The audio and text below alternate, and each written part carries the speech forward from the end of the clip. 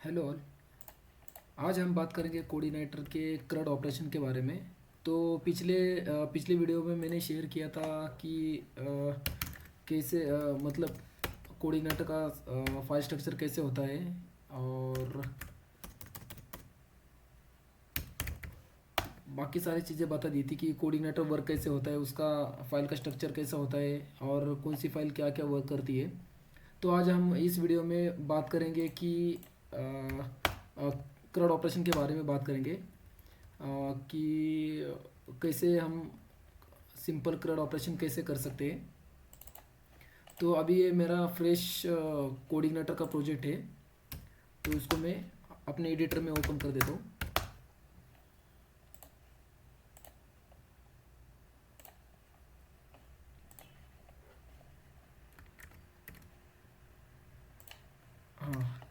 हाँ, तो इसको मैं इधर भी ओपन कर देता हूँ। PHP my admin।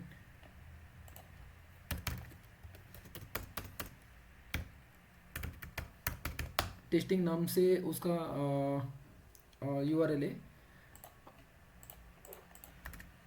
फोल्डर का नाम उसका टेस्टिंग है। तो मैंने टेस्टिंग नाम से ही उसको ओपन किया है। तो इधर पहले डेटाबेस ओपन करते हैं इसका।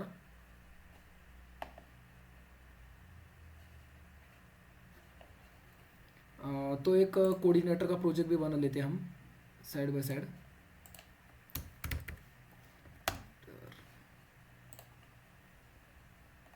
तो आज हम यूज़र्स से CRUD ऑपरेशन देख लेते हैं, और उसके बाद फिर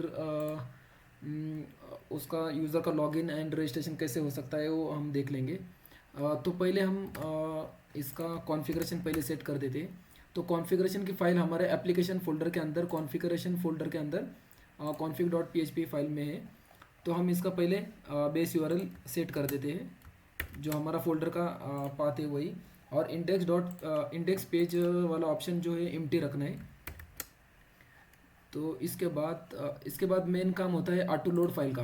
तो ऑटो लोड फाइल में हमें जो जो चीज़ लगने वाली है वो चीज़ हम इसमें ऐड कर देते हैं। जैसे इसमें पैकेज है, लाइब्रेरीज है, हेल्पर फाइल भी होती है, तो वो सब हम ऐड कर देते हैं। तो जैसे लाइब्रेरीज है, तो लाइब्रेरीज में इधर पहले ही इन्होंने बताया कि क्या क्या हमें अपलोड करना है, मतलब कौन सा पैरामीटर इसमें रखना है। तो जैसे कि डेटाबेस से हमें कम्युनिकेट करना है, तो डेटाबेस का पैरामीटर इधर ऐड करना है। तो जैसे हम इधर पैरामीटर ऐड करेंगे, तो वो अपने डेटाबेस से कम्युनिकेट करेगा। तो इसके बाद ईमेल का तो हमें अभी फ़िलहाल तो ज़रूरत नहीं, तो ईमेल का पैरामीटर निकाल देते हैं। और इधर सेशन भी हमें लगने वाला है, तो सेशन का हम यूज़ बाद में करने वाले, तो इसको भी हम ऐड कर देते हैं। और फिर इसके बाद हेल्पर की फ़ाइल भी ऐड करनी पड़ेगी, URL और फाइल। URL मोस्टली जैसे कि हमें एक पेज से दूसरे पेज पे रिडायरेक्ट करने के लिए URL हेल्पर का यूज़ होता है। और फाइल जैसे कि हमें कौन सी भी फाइल अपलोड करनी होगी, तो उसका इसमें यूज़ होता है। और इसमें भी हम अपलोड मतलब ये फाइल जैसे डॉक्यूमेंट, इमेज फाइल अपलोड करने के लिए ये अपलोड लाइब्रेरी का यूज़ होता है। उसके बाद हमने अभी कॉन्फ़िगरेशन सेट किया। फिर उसके बाद हम अभी एक फ़िलहाल चेक करने के लिए एक राउट बना लेते हैं। तो फर्स्टली एक पैरामीटर ऐड कर देते हैं यूज़र्स नाम से।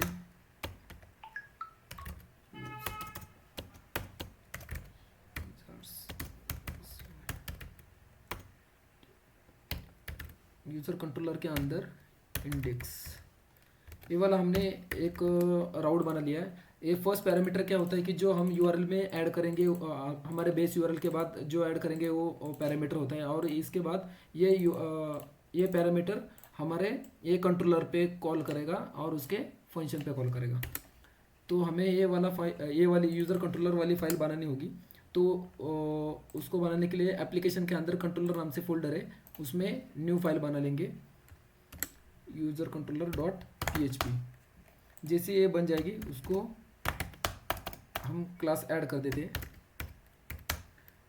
क्लास यूज़र कंट्रोलर एक्सटेंड सी आई कंट्रोलर।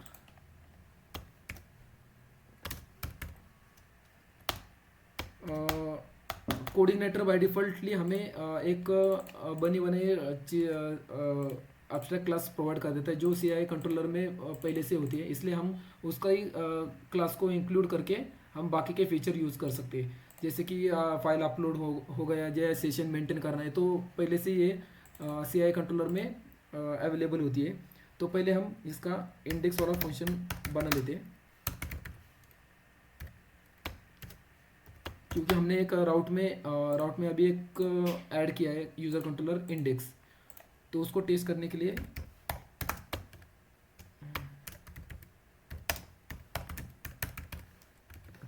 हम ये फंक्शन बना रहे हैं। तो जैसे ये हमारा ये मेन यूआरएल है तो उसमें हम यूजर्स, तो अभी ये फंक्शन अभी ये जो हमने इधर प्रिंट किया है वो दिख रहा है। तो अभी के लिए ऐसे रहने देते हैं। तो हम इसकी व्यूज़ फाइल बना लेते हैं पहले।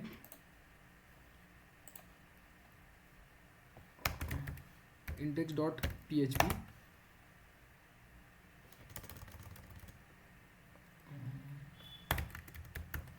Header dot P H P, ये header dot P H P file हमने बना लिए। तो पहले हम इधर HTML के टैग लिख लेते,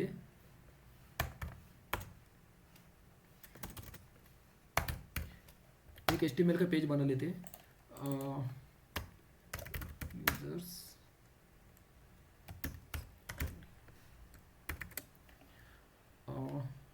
तो इसके बाद हम इसमें बूटस्ट्रैप का यूज़ करेंगे।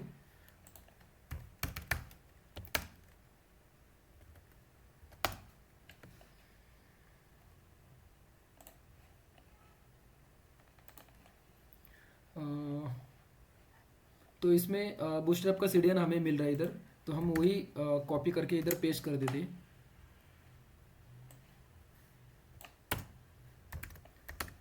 उसका CSS और ये JS फाइल, तो JS फाइल फुटर में रख देते हैं।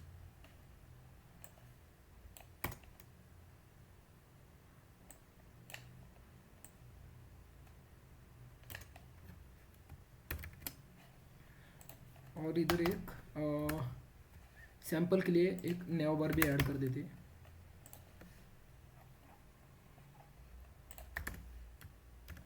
पहले चेक करते हैं कि ये प्रॉपर वर्क हो रहा है या नहीं। जैसे हमने राउट तो ऐड कर लिया है और इधर यूआरएल में हम जैसे कंट्रोलर में उसका व्यू लोड करते हैं। तो व्यू लोड करने के लिए दिस लोड और व्यू ये कोऑर्डिनेटर प्रोवाइड कर देता है। तो जैसे कि ये हमने लोड व्यू करके इसमें लिखा है तो ये वाला डायरेक्टली हमें व्यूज़ वाले फोल्डर तक लेके जाएगा। तो इसके बाद हम उसका पाथ दे देंगे बाकी का हेडर। तो जैसे हम इसको रन करेंगे तो ये वाला पेज हमें दिख रहा है। तो जो अननेसेसरी चीज़ें वो हम सब निकाल देंगे, जैसे कि फॉर्म और डिसेबल लिंक, ये वाला निकाल देते।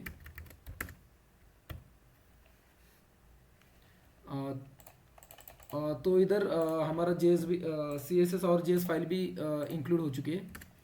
तो इसके बाद हम इसको सेपरेट कर लेते हैं।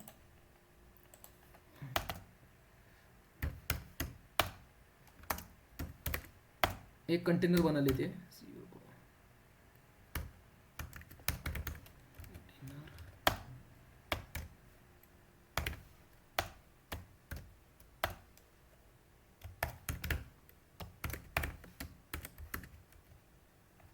हाँ, तो प्रॉपरली वर्क हो रहा है।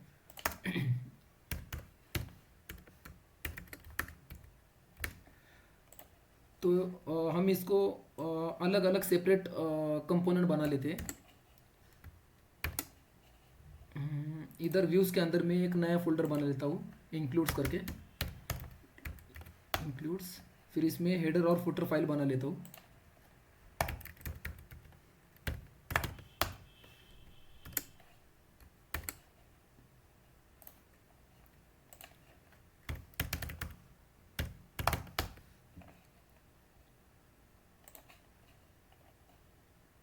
और जो बीच में का कंटेंट है वो वैसे रहने देता हूँ। तो इससे हमें कंटिन्यूसली मतलब कोड रिपीट लिखने की ज़रूरत नहीं पड़ेगी।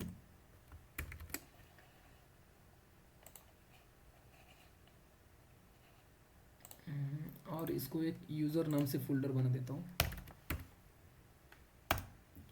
यूज़र्स के अंदर एक यूज़र्स नाम का एक फ़ोल्डर बना दिया और उसके अंदर एक फ़ाइल बना देता हूँ index.php। और क्रिएट के लिए क्रिएट वाला, और एडिट के लिए एडिट की फ़ाइल बना देता हूँ।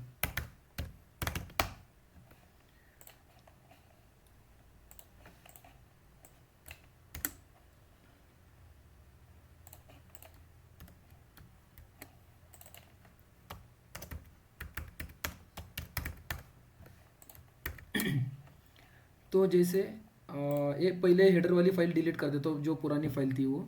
तो अभी मैं यूज़र्स वाले इंडेक्स यूज़र्स के फोल्डर के अंदर इंडेक्स वाली फ़ाइल कॉल करता हूँ कंट्रोलर में,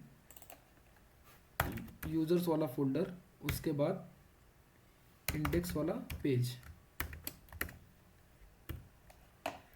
तो अभी इधर देख रहे हो कि सिर्फ हमें इंडेक्स वाला पेज दिख रहा है लेकिन उसका हेडर और फुटर नहीं दिख रहा है। तो उसके लिए हमें इधर उसका हेडर और फुटर भी ऐड करना पड़ेगा। जैसे IMCLUDES इंक्लूड्स के अंदर हेडर है और हेडर फुटर है, और हमारा यूज़र्स के अंदर इंडेक्स वाला पेज है। तो अभी इसको जैसे ही रिफ्रेश करेंगे तो प्रॉपर हेडर फुटर पूरा आ रहा है इसमें। तो अभी हम इसका पहले इंडेक्स के अंदर उसका टेबल बना लेते हैं।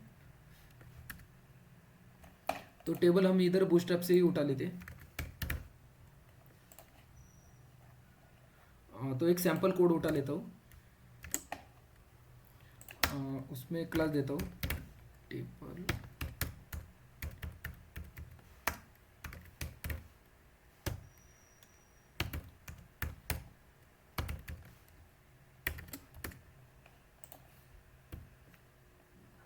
ये हमारा नॉर्मल टेबल इधर क्रिएट हो चुका है।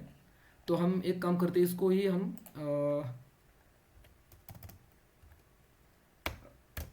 एक कार्ड बॉडी में लेते हैं।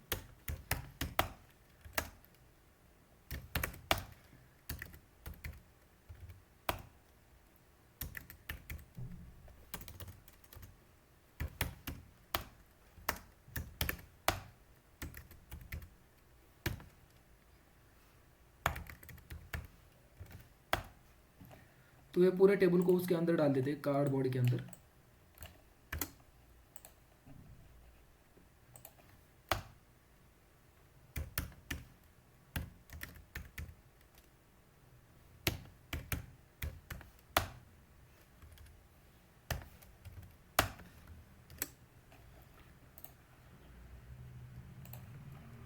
और कार्ड हेडर को नाम देते हैं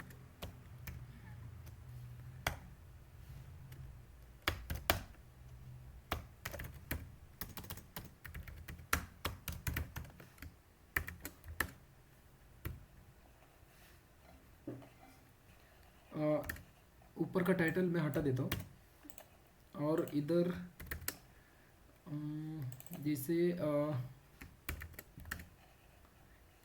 इधर प्लेन तो डिज़ाइन तैयार हो चुके हैं। तो इसके बाद इधर और एक बटन बना देता हूँ कि जैसे क्रिएट करने के लिए भी हमें ज़रूरत पड़ेगी लिंकिंग की।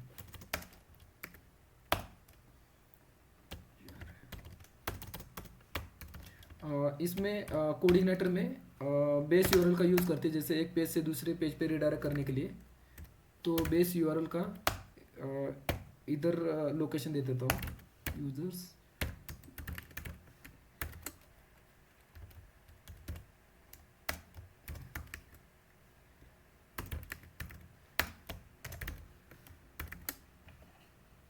और इसमें क्लास भी दे देता हूँ BTN स्मॉल और BTN प्राइमरी। तो इधर एक बटन भी क्रिएट हुआ है फ्लोट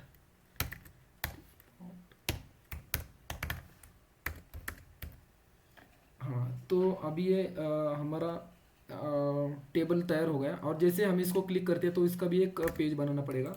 तो अभी ये हमें रिडायरेक्ट कर रहा है यूज़र क्रिएट पे। तो हमें उसका सबसे पहले उसका राउट बनाना पड़ेगा, यूजर्स क्रिएट, और इधर सिर्फ उसका फंक्शन का नाम चेंज करना पड़ेगा, यूज़र क्रिएट।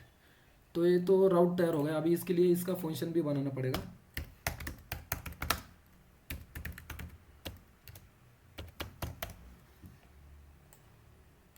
और सेम हेडर फुटर भी सेम उसी पेज में, तो इसको मैं ऐड कर देता हूँ। और इधर क्रिएट वाला जो व्यू है उसके अंदर क्रिएट का फॉर्म बना लेते हैं।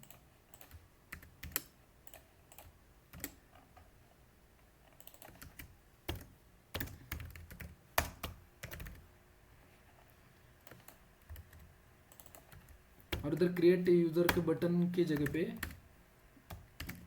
बैक वाला ऑप्शन दे देते हैं। और ये जैसे इसको क्लिक करेंगे तो अपने बैक यूज़र्स पे ही जाएगा। जैसे हम इसको रिफ्रेश करेंगे तो ये फिर से तैयार हो गया, मतलब क्रिएट में हमने सेम कोड उठा के डाला, इसकी वजह से सेम वही दिख रहा है। तो अभी हम इसमें फॉर्म तैयार करेंगे।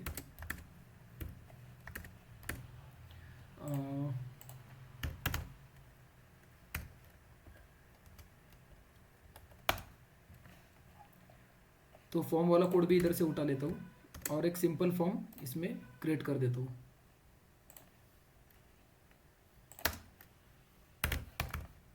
फॉर्म मेथड पोस्ट होगी और इसका एक्शन होगा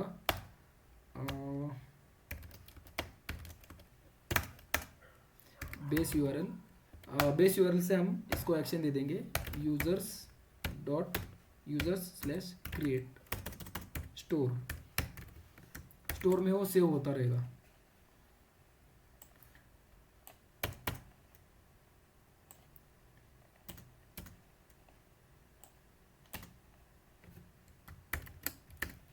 एक नॉर्मली फॉर्म तैयार होगा इसमें।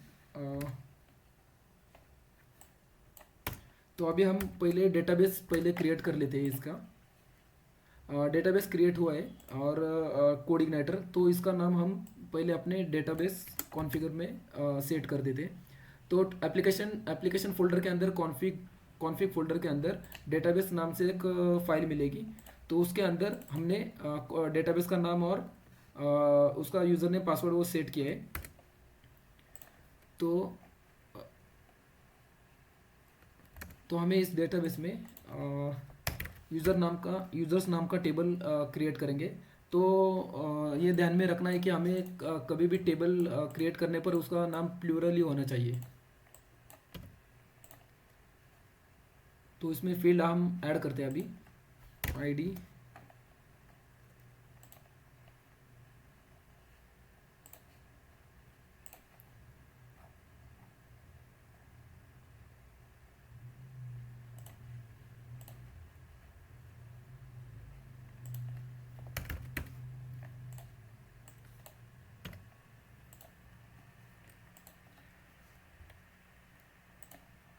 फर्स्ट नेम,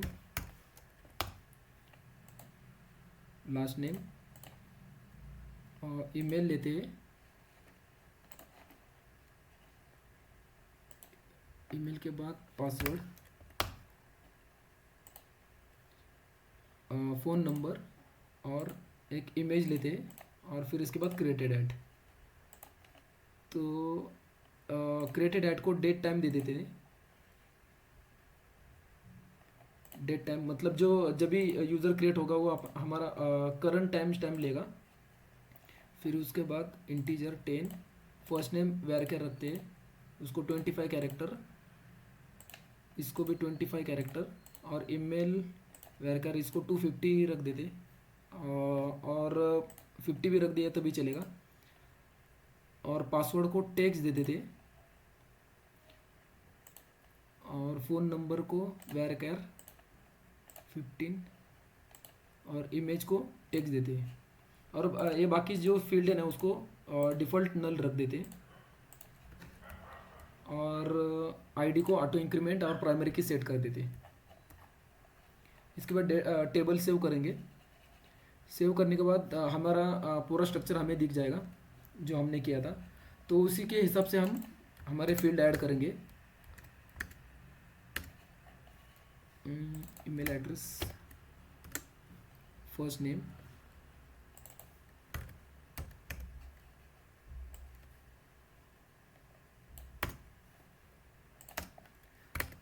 नेम इसका फर्स्ट नेम रहेगा।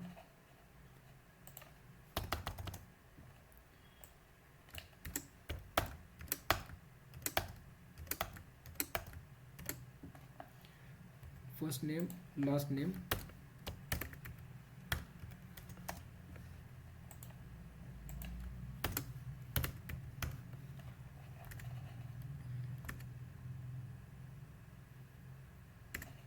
First name, last name, email, password,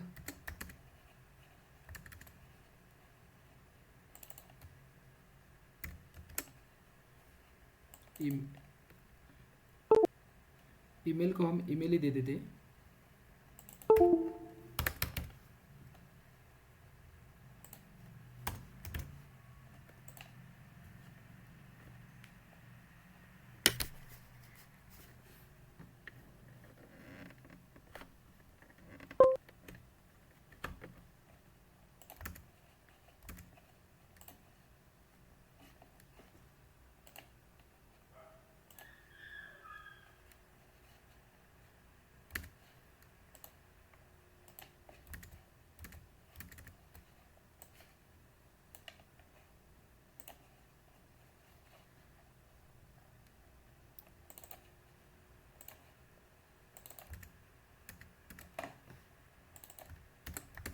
और पासवर्ड वाली फील्ड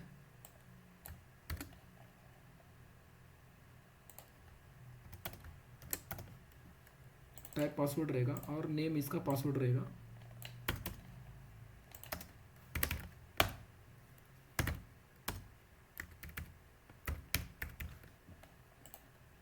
पासवर्ड, फोन,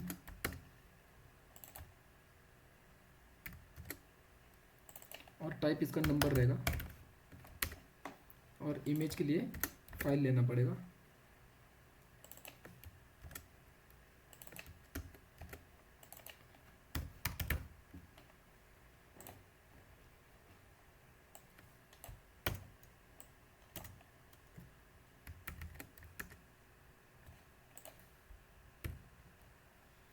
ये हमारा फॉर्म क्रिएट हो चुका है।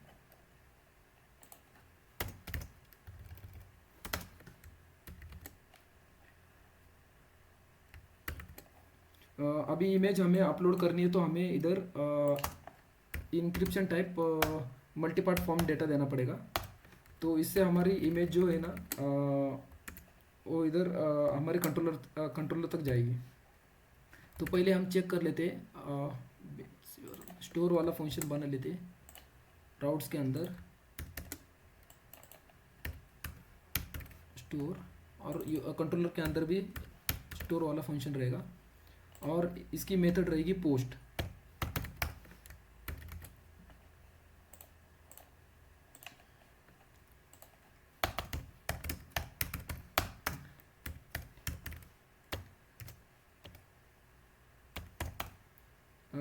तो पहले हम एक काम करते हैं कि जो हमारा डेटा प्रॉपर तरीके से आ रहा है कि नहीं वो चेक करेंगे। तो उसको गेट करने के लिए post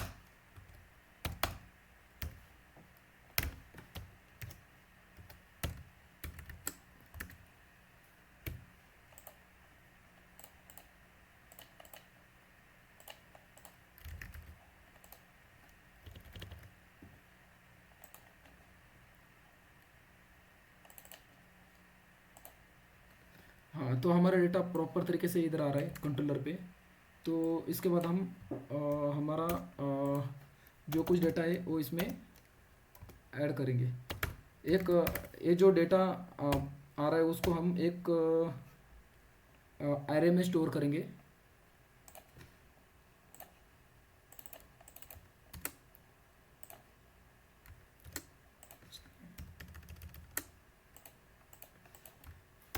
first name, last name,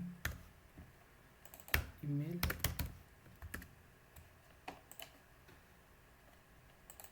password phone, और ये इमेज के लिए हम अलग से उसका लिख देते हैं।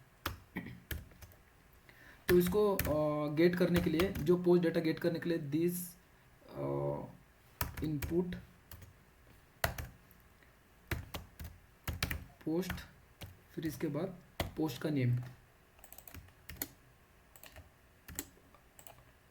कोऑर्डिनेटर में ऐसे पोस्ट का डेटा ऐड कर देते हैं।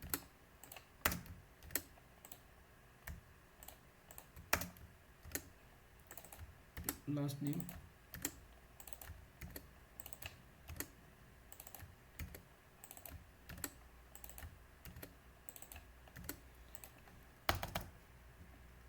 इसके बाद हम फाइल के लिए अलग सा ऑपरेशन लिख देते हैं। इफ फाइल, फाइल को गेट करने के लिए एक मेथड होता है PHP में, फिर उस फाइल का नाम और उसका पैरामीटर नेम।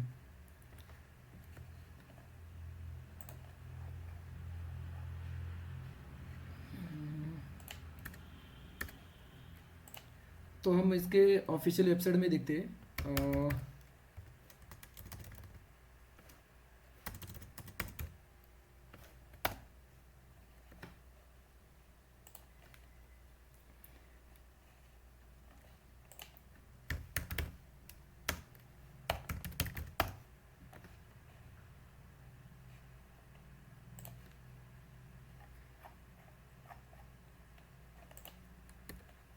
तो जैसे कि इधर पहले से पैरामीटर सेट किए, तो हम वो पैरामीटर सेट कर देते हैं इसमें।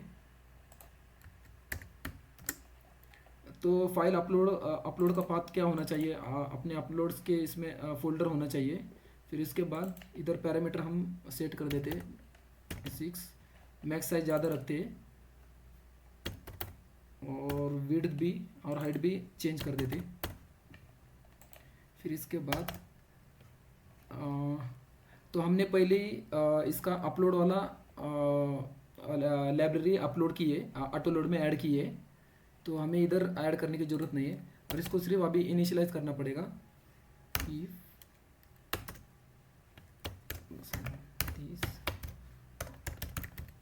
अपलोड INI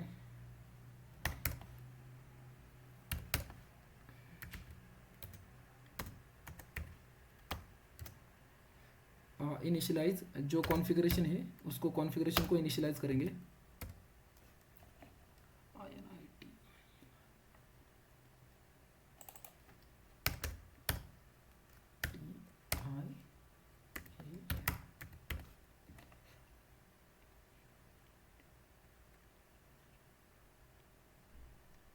इनिशियलाइज, इधर इनिशियलाइज कर दिया, और इधर हम इफ एल्स कंडीशन लगा देंगे कि मतलब फाइल अपलोड प्रॉपर तरीके से हुई या नहीं।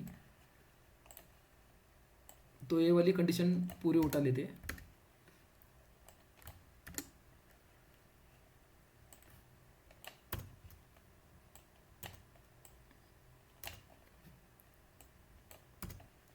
फाइल अपलोड नहीं हुई तो इधर मैसेज आ जाएगा। मैसेज भी शो करने के लिए हम इधर एक सेशन ले लेते हैं।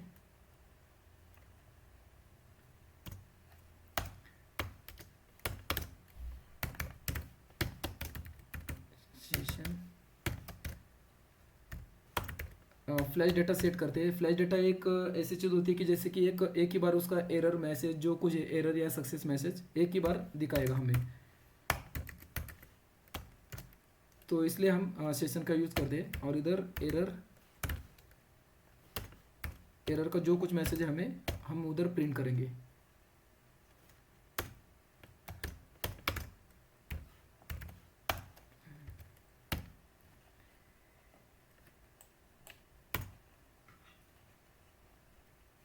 और फिर ये रिडायरेक्ट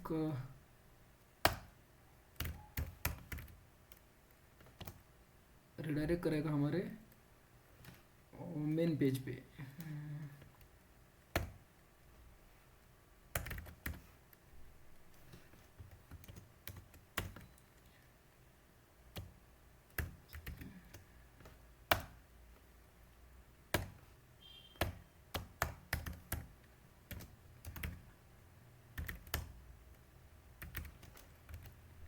एक पीएचपी का मेथड होता है जो हमारे जो प्रीवियस पेज था ना उसमें ही हमें रिडायरेक्ट करके देगा।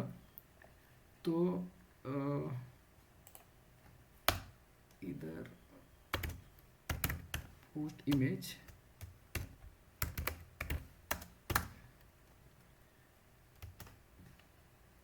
दिस अपलोड डेटा, इस दिस अपलोड डेटा में हमें फाइल का पूरा कंटेंट मिल जाएगा, जैसे कि फाइल का नाम, फाइल का लोकेशन, उसकी साइज़ और उसका हाइट विड्थ सब कुछ इसमें डेटा में मिल जाएगा। लेकिन हमें सिर्फ इसमें से हमें उसका वो फाइल का नाम ही लेना है। तो हमें डेटा में इमेज करके एक एरे बना लेते हैं और उसमें ऐड कर देते हैं पोस्ट इमेज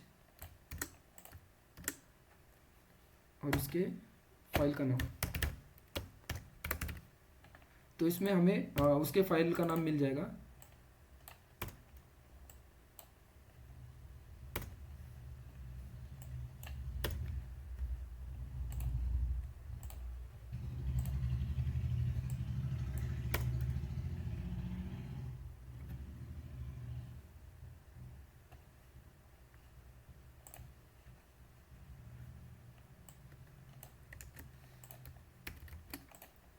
इसके बाद हमें जो कुछ डेटा मिला है वो हम हमारे मॉडल का यूज़ करके उसका डेटा सेंड करेंगे यूज़र्स।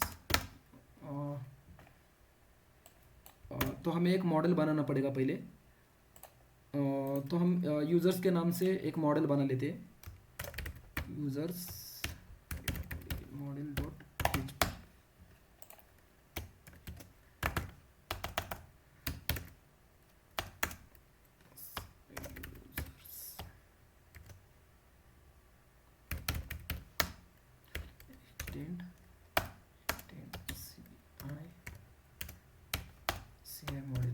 तो ये हमारे कोऑर्डिनेटर की एब्स्ट्रैक्ट क्लास होती है जो हमें डायरेक्टली जो डेटाबेस से रिलेशन बनाना है तो हम इससे डायरेक्टली बना सकते हैं। फंक्शन स्टोर डेटा, एक फंक्शन बनाया हमें कि जो कुछ डेटा हमारा हमें पोस्ट से मिलेगा वो हम डायरेक्टली सेव करेंगे। Return this database insert. तो ये हमें इंसर्ट करने के लिए हमें कोऑर्डिनेटर का फंक्शन यूज़ करना पड़ेगा। तो पहले ये डेटाबेस का नाम लेता है, टेबल का नाम लेता है और फिर इसके बाद हमारा जो कुछ पैरामीटर आ रहा है वो इसमें हम ऐड कर देंगे जो हम एरे से बना रहे हो। तो इधर हम उसको वैल्यू पास करेंगे, जो स्टोर डेटा है हम कंट्रोलर से पास करेंगे उसको। This load model users. हमने इधर एक मॉडल लोड किया, यूजर्स मॉडल जो अभी बना है वो, और इसको हम हमारे मॉडल में सेंड करेंगे जो कुछ डेटा पोस्ट से आए हो। दिस यूजर्स मॉडल, उसके बाद फंक्शन का नेम और फिर जो डेटा है वो सेंड करेंगे। तो हमें ये जो यूज़र मॉडल है कंटिन्यूसली लगने वाला है, मतलब हर एक फंक्शन में लगने वाला है। तो हम इसको कंस्ट्रक्टर में ही लोड करेंगे, मतलब क्योंकि हमें कंटिन्यूसली हर एक फंक्शन में उसको लोड करने की ज़रूरत नहीं पड़ेगी। तो हम इधर एक कंस्ट्रक्ट फंक्शन बना लेते हैं।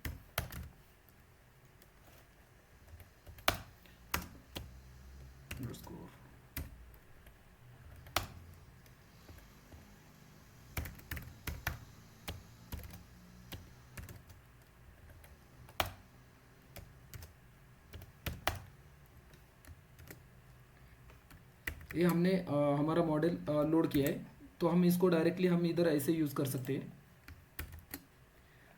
फिर उसके बाद इधर हम चेक लगाएंगे इफ यूज़र एम्प्टी नहीं होगा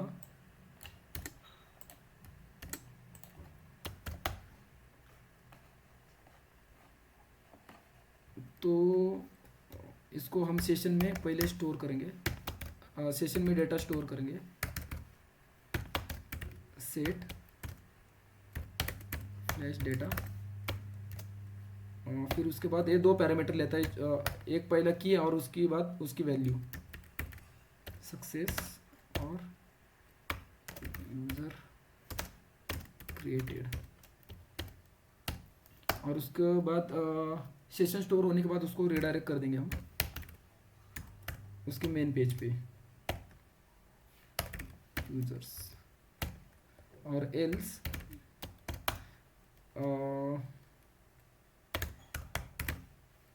एल्स उसको सिर्फ एरर मैसेज दिखाएंगे, set flash data error not created.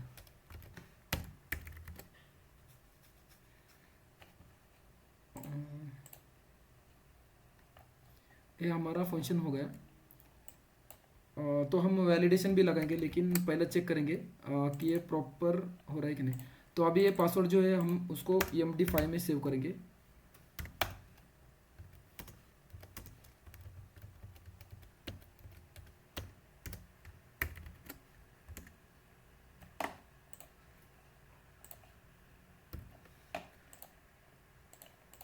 First name last name,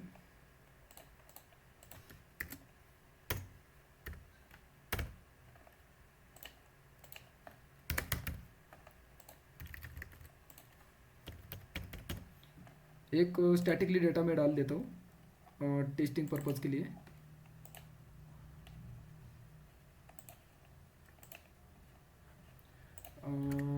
data नहीं आ रहा है,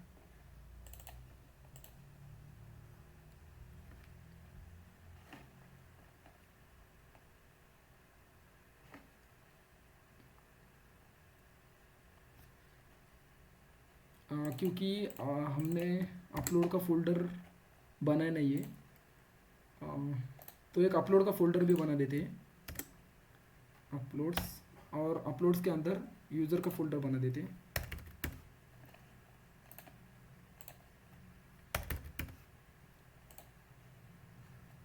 तो एक बार फिर से चेक करते हैं हम।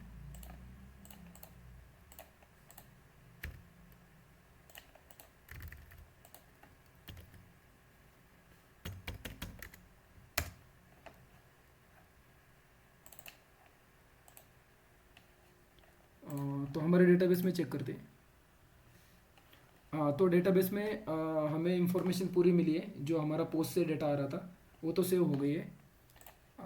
लेकिन हमें हमारे टेबल में दिखाना है, तो उसके लिए हमें चेंज करना पड़ेगा। इंडेक्स फाइल में first name last name email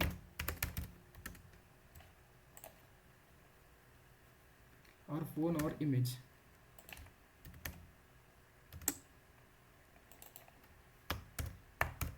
phone और इमेज, और एक एक्शन के लिए भी एक कॉलम रखते हैं।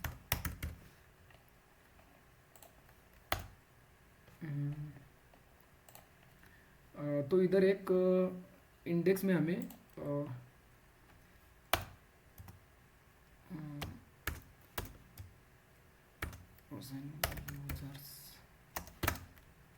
तो एक हम इधर एक पैरामीटर सेंड करते हैं, मतलब हम मॉडल से डेटा लेके आते हैं, जो कुछ हमें इधर डिस्प्ले करना है वो।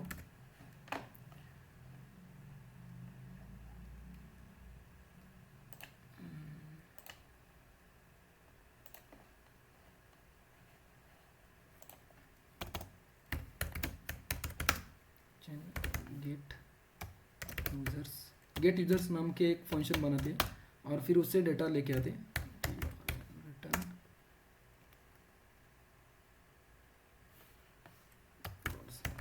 This database.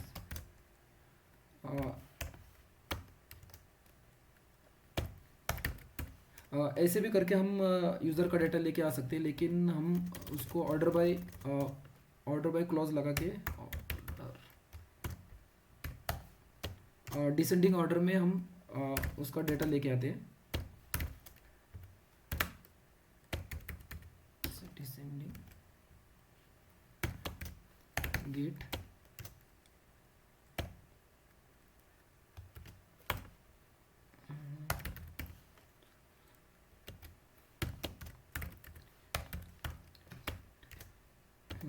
इससे हमें पूरे यूजर्स का डेटा मिल जाएगा डिसेंडिंग ऑर्डर में। यूजर दिस यूजर मॉडल, उसके बाद गेट यूजर, ये फंक्शन हम कॉल करेंगे। तो यूजर्स वाले ये पैरामीटर में तो हमें उसका यूज़र का पूरा डेटा मिल जाएगा, और ये हम यूज़र इधर इधर से हम इंडेक्स वाले फाइल को सेंड करेंगे। तो जैसे ही इधर हम फॉर एच लूप लगा सकते हैं उससे,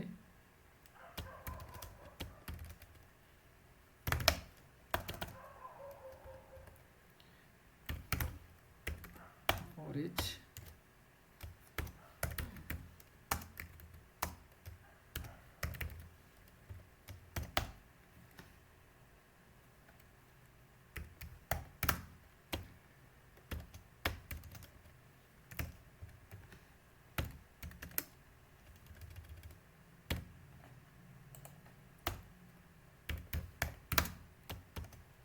और उसके बाद टी आर और टी डी का कॉलम ये करते हैं, ओपन करते हैं।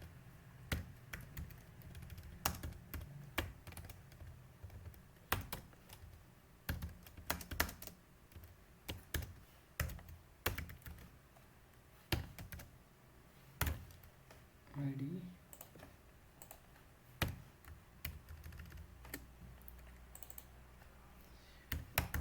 फर्स्ट नेम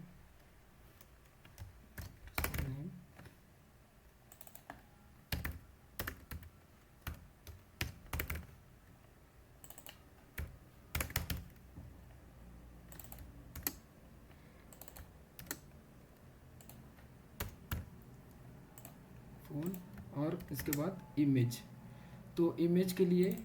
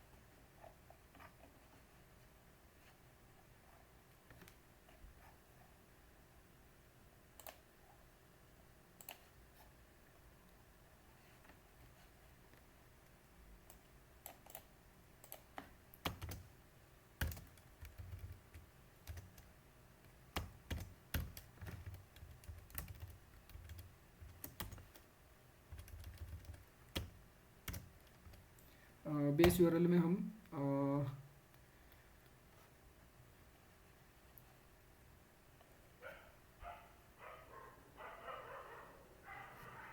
बेस यूआरएल में हम उसका पाथ दे देते हैं, अपलोड्स के अंदर यूजर्स, फिर उसके बाद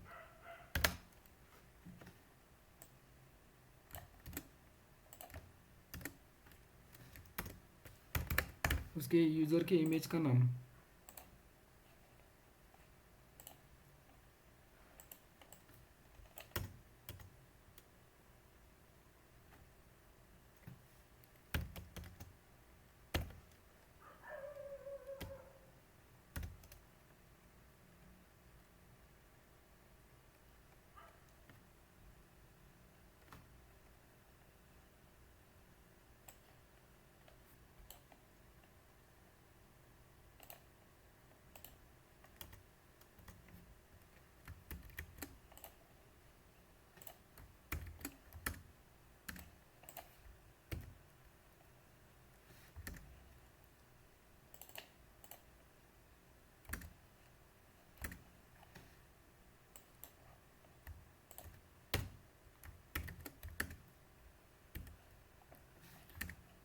डेटा नहीं आ रहा है,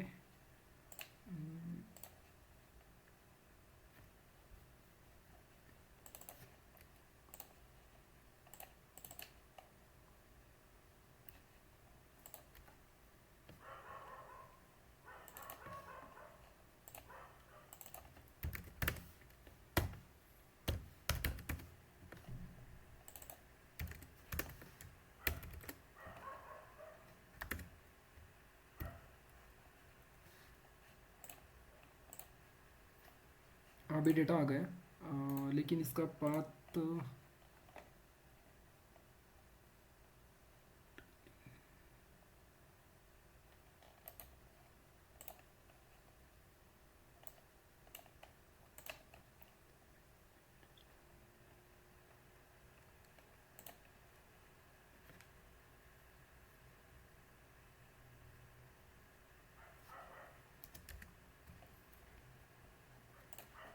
इंडेक्स फाइल में हमें चेंज करना पड़ेगा।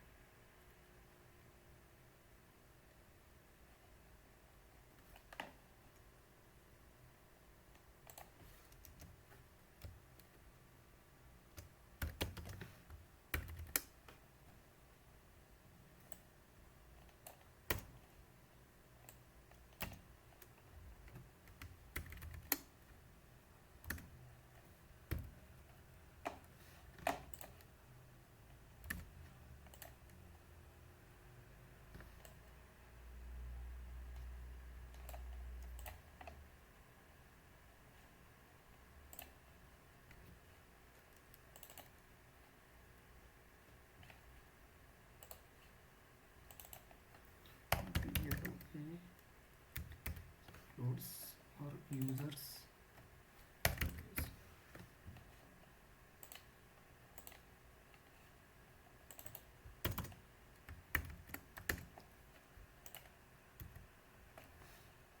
तो इमेज ये आ गई है क्योंकि यूज़र्स के अंदर यूज़र्स फोल्डर के अंदर इमेज नहीं अपलोड हो गई है। यूज़र अपलोड के अंदर इमेज अपलोड हो गई है। तो हमें इसमें इसके पैरामीटर देना पड़ेगा।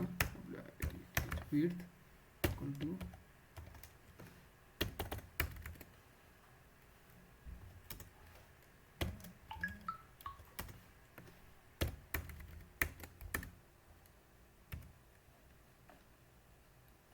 और अभी फ़िलहाल तो इमेज आ गया और इसके एक्शन बटन भी हमें देना है।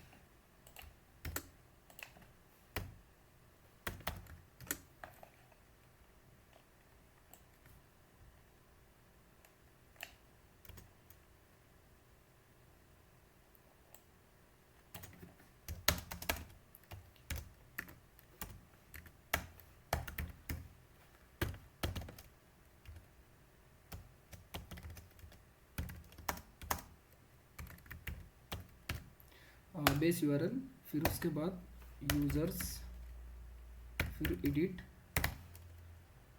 और उसके बाद इसकी आईडी होगी, यूज़र्स की आईडी के हिसाब से वो एडिट करेगा।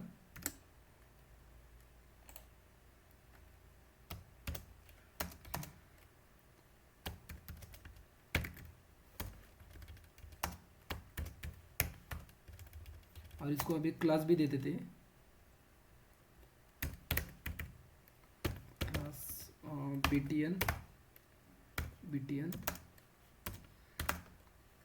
बीटीएन एसएम और बीटीएन प्राइमरी।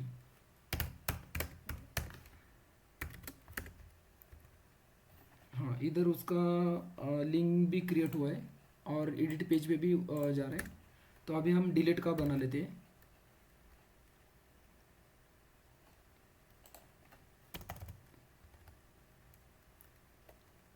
डिलीट के लिए भी ए वाला टैग ही चलेगा।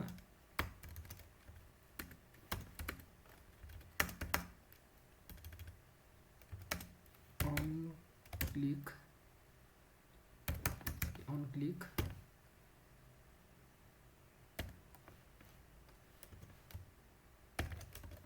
रिटर्न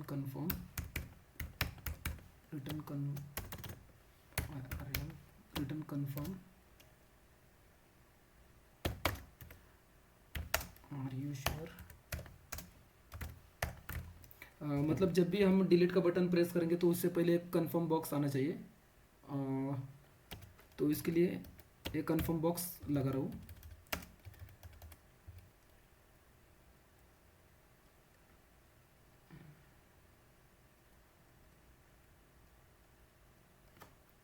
फिर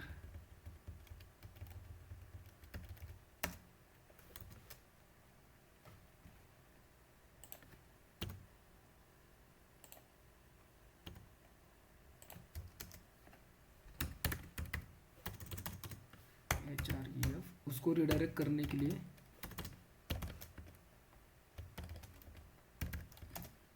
एक बेस यूआरएल भी बना लेता हूँ।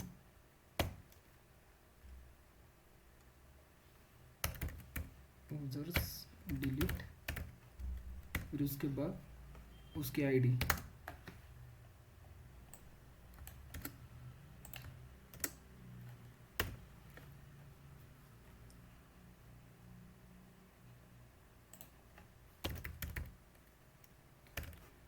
और इसको एक क्लास भी दे देता हूँ, class btn sm btn dan danger. हाँ, तो ये दोनों फंक्शन जो कन्फर्म बॉक्स भी आ रहा है, फिर इसके बाद तो रिडायरेक्ट भी हो रहा है, तो हमें इसका फंक्शन बनाना पड़ेगा। उससे पहले हमें इसका राउट क्रिएट करना पड़ेगा।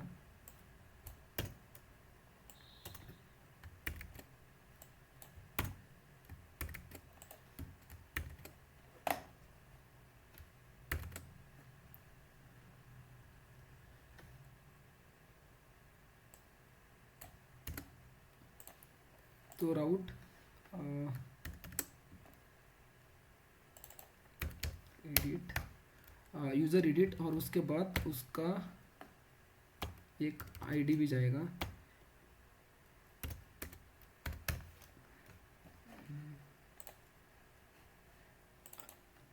उसमें नंबर जाएगा, तो यूजर्स कंट्रोलर में एडिट, और उसके बाद उसकी आईडी। उस आईडी को गेट करने के लिए हम $1 यूज़ करते हैं। इधर जैसे यूआरएल पे हमें यूज़र्स एडिट करके मिलेगा, और उसके बाद उसका नंबर मिलेगा, तो हमें लेके जाए। जैसे हम इसको क्लिक करते हैं तो इधर यूज़र एडिट और उसके बाद उसका आईडी मिलेगा, तो आईडी इसमें नंबर में आ जाएगा, और वो रिडायरेक्ट करेगा हमें यूज़र कंट्रोलर में एडिट वाले फंक्शन में, और आईडी लेके जाएगा। तो हम वो वाला फंक्शन बना लेते हैं।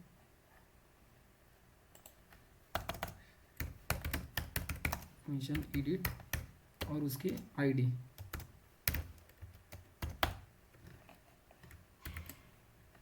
तो उसको प्रिंट करते हैं हम,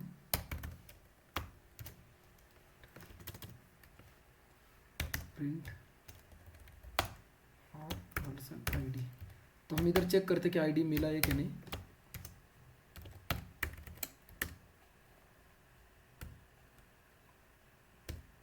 हाँ, तो इधर हमें आईडी भी मिल रहा है।